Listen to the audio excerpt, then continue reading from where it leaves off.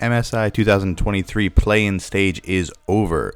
We have the three teams that made it out of the play-in stage being Billy Gaming, G2 Esports, and as a North American fan, it warms my heart to say Golden Guardians made it through.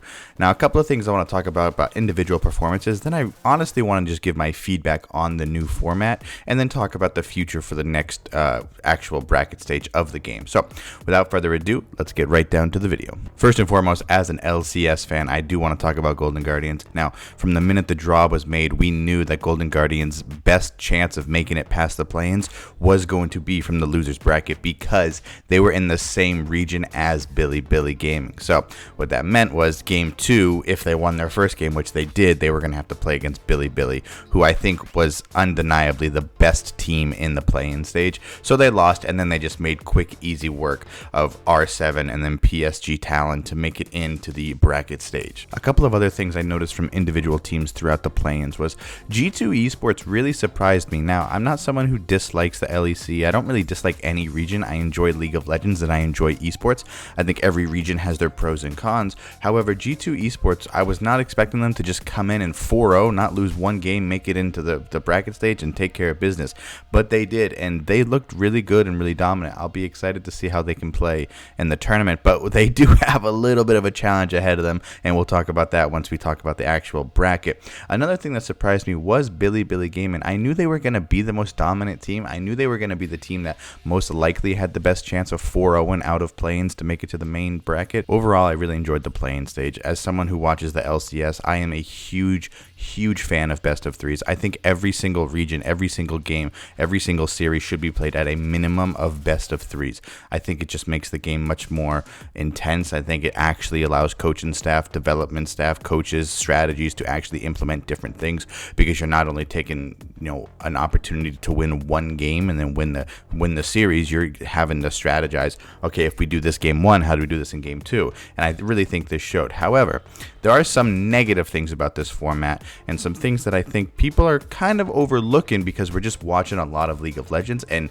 when you get fed a lot of League of Legends, it's hard to nitpick and find negative things, but there are a few things I disliked. So there were a total of 11 series. There were 10 best of 3s and 1 best of 5 being the final game of Golden Guardians versus PSG Talon.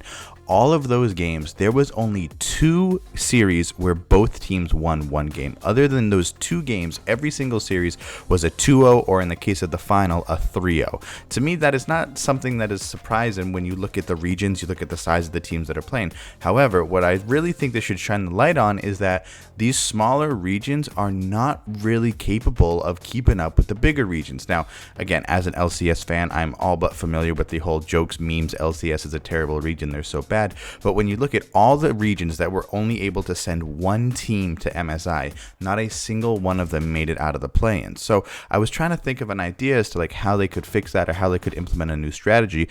And I posted something on Reddit that I will again attempt to explain my reasoning for here. And I'd love to know what some of your guys' feedback is. So I think if you were to take these regions that only send one team and you were to have their splits end, let's say 2 or 3 weeks earlier than MSI, and then you take that entire region and you have a elite coaching staff or the best coaching staff that you can come up with, and you have a all-star type team. So these regions that can only pick, only send one team to international play, if you have them represent their entire region where they can just pick the best players and then they can send not just the team that won the split, but they can send at that time the best players, I think that will add a lot more competitiveness to these smaller regions. Take a team like Gamma Esports, the Vietnam representatives who only were able to send one team, that being Gamma Esports. Look at them. They were the best team in Vietnam. They went something like 18-8 in individual games throughout their split. They dominated their series. They dominated their playoffs, but then they come to international play and they could only manage to win one game.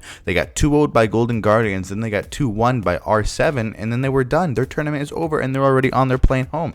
You don't get to meet these players. You don't get to learn these players. You don't get the viewers to see what Vietnam has to offer. So if you were allowed to send a team from Vietnam Vietnam's region, but combined it with the best of the best players, I think they'll be able to be much more competitive. Sure, they still won't beat the major regions. Sure, they might still be the first teams that leave. However, I don't think you're allowing these smaller regions to really gain popularity in these international tournaments, which to me, as an esports fan, that is what international tournaments are all about. Sure, you want the bragging rights. Sure, you want the credit. But once you win domestically, you've proven inside your league that you're the best. So then players want to go to different regions and different things and win domestically there. But international should be about to bring awareness to the game and grow the game. And that's what I really think it should do. And if you allow these smaller regions to bring an all-star type team, then of course I think that will bring more attention, more players, more eyes, more viewership, more fans, and will grow the game within these smaller regions.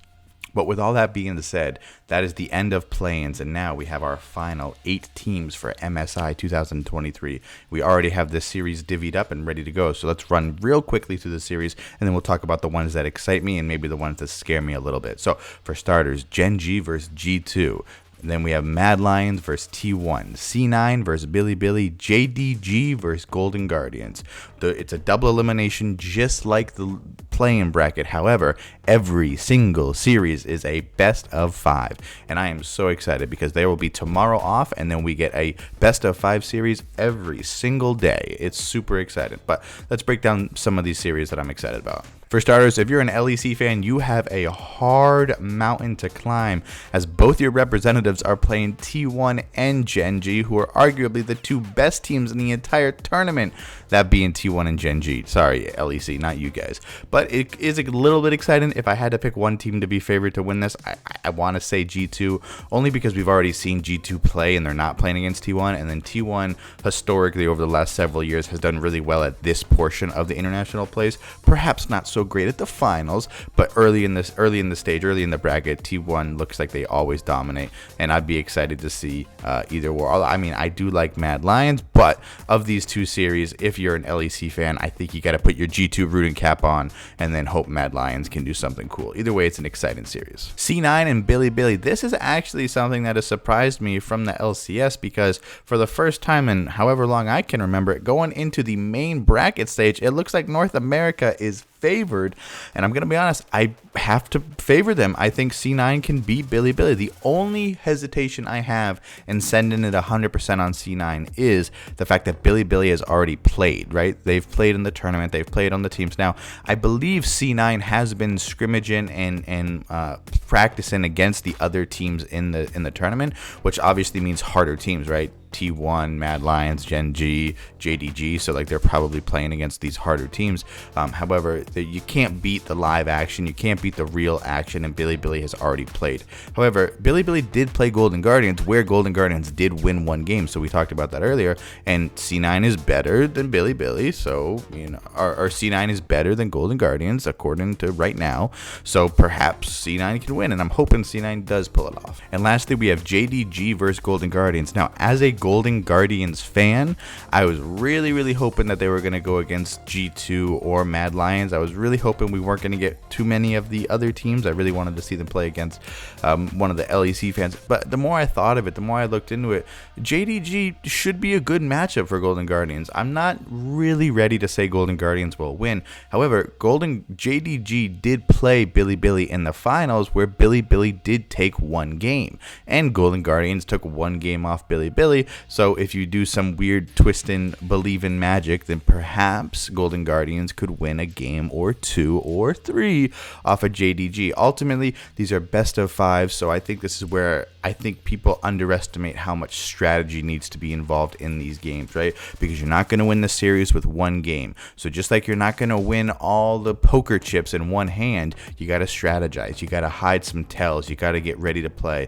But I'm super excited. Make sure to let me know what your guys' thoughts are on not only the upcoming games, but the whole play-in stage. Did you like it? Did you not like it? The idea of perhaps getting an all-star team, would you support that? What are your guys' thoughts on everything?